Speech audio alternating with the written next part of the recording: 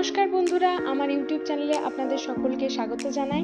আজকে আমার recipe veg hakka noodles. Restaurant style chow mein ঘরে কিভাবে বানাবেন সেটাই আজ দেখাবো।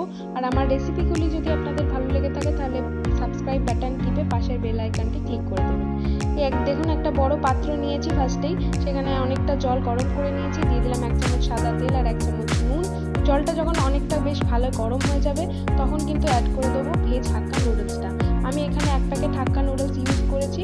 2-3 মিনিটের মধ্যে কিন্তু দেখবেন চাউটা ভালো সেদ্ধ হয়ে যাবে। আর এই সময় কিন্তু গ্যাসের ফ্লেমটা হাই রাখবেন। চাউটা সেদ্ধ হয়ে গেলে সঙ্গে সঙ্গে কিন্তু ঠান্ডা জলে ভালো করে ধুয়ে নেবেন, তাহলে দেখবেন একদম ঝরঝরে চাউটা সেদ্ধ হয়ে যাবে। এখানে আমি সবজি নিয়েছি গাজর, ক্যাপসিকাম, আদা কুচি, রসুন কুচি, পেঁয়াজ কুচি, বিনসের কুচি আর পেঁয়াজ কুচি।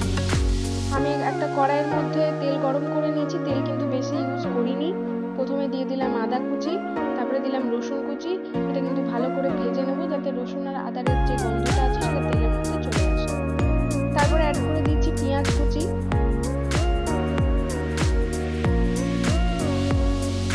গাজরের কুচি, ক্যাপসিকাম আর বিনস সবকিছু একসাথে দিয়ে কিন্তু ভালো করে নেড়ে নেব। আর এই সময় কিন্তু গ্যাসের ফ্লেম একদম হাইয়ে রাখতে হবে, তবে কিন্তু সবজির মধ্যে যে ক্রাঞ্চিনেসটা আছে সেটা থাকবে। দিয়ে দিলাম 1 চামচ নুন, তাতে সবজিগুলো একটু তাড়াতাড়ি সফট হয়ে যাবে।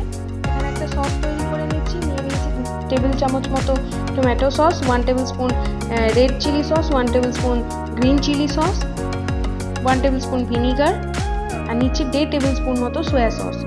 সসটা রেডি হয়ে গেছে। চলুন দেখি ওদিকে সবজিটা ভাজা হলো কিনা। এখন সবজিটা কিন্তু ভাজা ভাজা হয়ে এসছে, একটু নরমও হয়ে গেছে।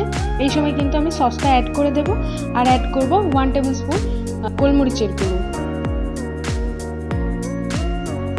নেড়ে নিচ্ছি। এরপরে কিন্তু আমি সেদ্ধ চাউটা দিয়ে দেব। দেখুন চাউটা কিন্তু একদম ঝরঝরে আছে, একদম এঁটে এঁটে যায়নি। সব কিছু একসাথে দিয়ে 2 চামচ বা খুন্তির সাহায্যে এধার ওধার করে ভালো করে নেড়ে নেবেন, যাতে চাউয়ের গায়ে সমস্ত ফ্লেভারটা খুব ভালো করে মিশে যায়।